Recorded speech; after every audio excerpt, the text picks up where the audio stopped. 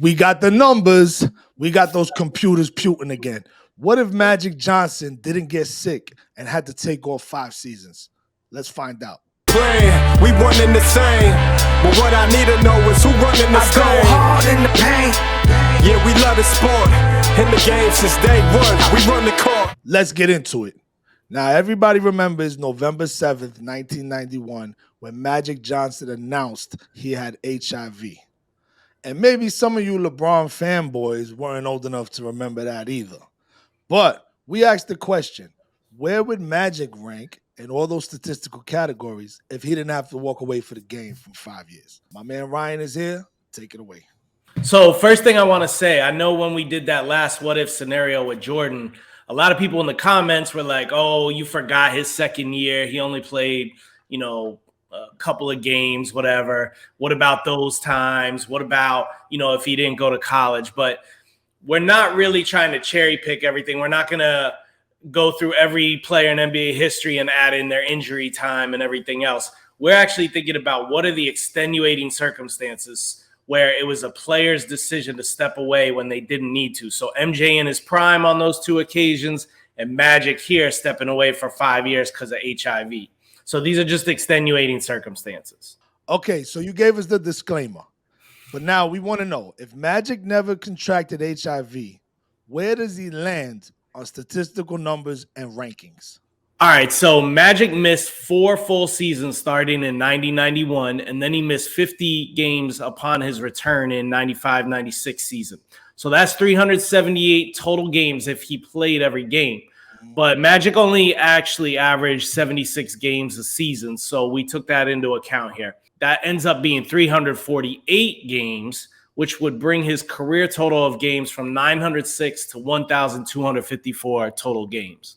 According to those missed games, how did you apply that and how did you get these numbers? Yeah, so just like we did with Jordan, we took his career averages and applied that. And then we also took like the numbers he had in that 90-91 or 89-90 season, and then the numbers in 95-96, and we averaged those out to get a more accurate picture of how he was playing at that current point in time. And which of those do you think is more representative? So I think probably the career average, because think about it. When he came back in 95-96, it wasn't like he missed a season. He missed 5 years basically, right? So trying to get back into the game, and then he only played 32 games. So by the time he was probably getting back to playing at the level he was capable of, his numbers were probably, down.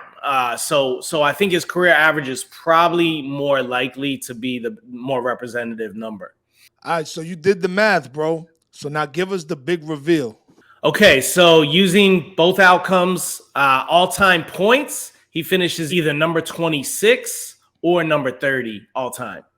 That's not bad, but Magic wasn't a scorer first. That's true. If you look at rebounds by a guard, obviously something he excelled at. He's number 1 by either 200 plus or 300 plus over Jason Kidd. So a big margin. Well, he was 6'9", brother. He's a big body. Yeah.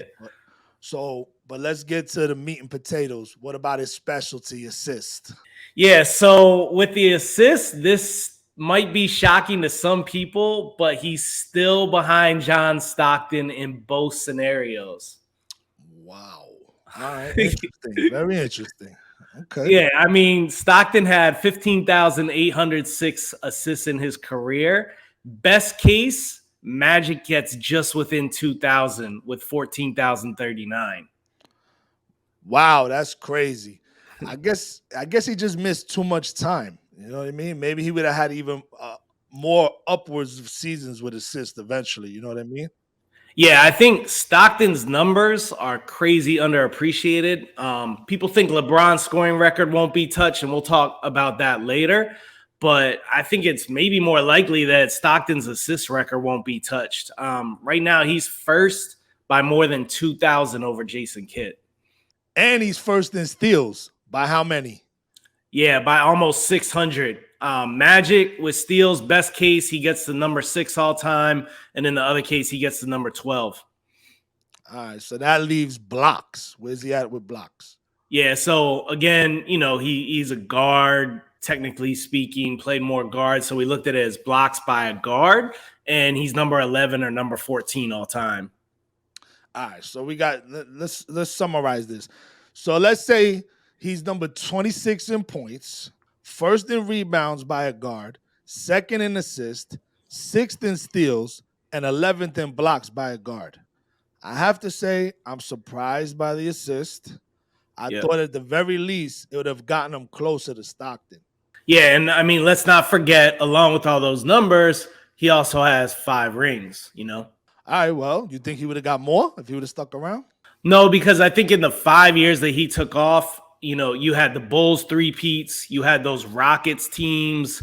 In the years that the Lakers were there, they were generally a 5 seed, 3 seed at the best. I don't know that Magic would have taken them from like a 5 or 3 seed, first of all, to a higher seed or a 1 seed, and then I don't know that he would have taken them to the Western Conference Finals, won the Western Conference Finals against like a team like the Rockets, and then if he faced off against the Bulls, I mean, I think we saw that happen once, and the Bulls dominated. So I don't think he would have got any more rings than he did.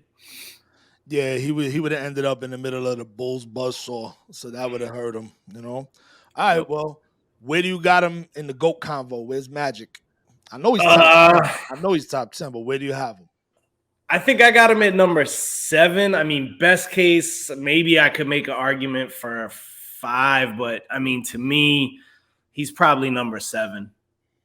Yeah, I mean, I'm probably with you on that. Reason being is he missed all those years. There's a lot of guys that you're gonna put in ahead of him. Plus, I was a little young watching Magic early on, so I can't speak on things I didn't witness. I only speak on things that I witnessed. So as should go for you too. You know, Yeah, out no, there, that out there. No, I'm talking about out there in the internet. You're only supposed to speak on what you witnessed. But I know he's one of the top 10. I could put him 7, but I can't argue with somebody that's a Magic fan that has him higher. You know. Yeah, I mean, I think on the defensive end that probably dings him a little bit. His defense, you know, I mean, that was a weak point for him. His size and what he did at that size was tremendous. The fact that he played all 5 positions at times, he could play anywhere on the floor. He did it when he was called to. That's definitely can't be underappreciated. And his passing, I mean, I watched some highlights of him, and we got some here as we're talking.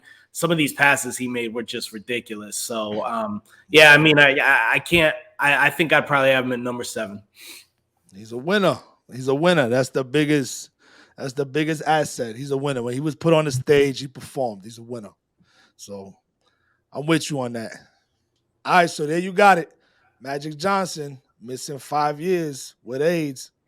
It is what it is. These are his statistics. Those are his career numbers. That's where he would have landed. I'm a little surprised at some of it, but ultimately, he's definitely in the top 10. Magic Johnson, one of the greatest Lakers ever. Great player, winner, stepped up to the table when they asked of him. And Magic Johnson, that's the man right there. All right. And the best smile in the NBA. Peace. We out.